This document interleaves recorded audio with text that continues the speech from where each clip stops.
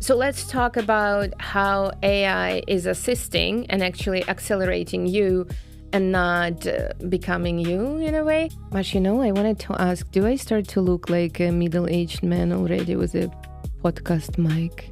I'm getting the urge to tell you how to live your life, like any minute now.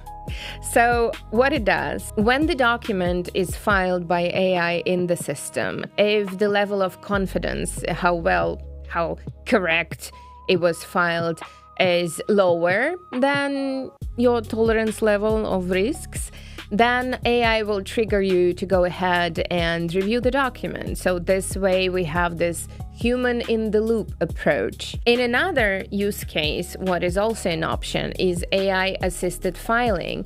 When AI suggests you where to file the document and you need to confirm or decline the filing. If you decline the filing, AI will suggest you a second best place, a third best place, or you can just file it somewhere within the structure where you see fit.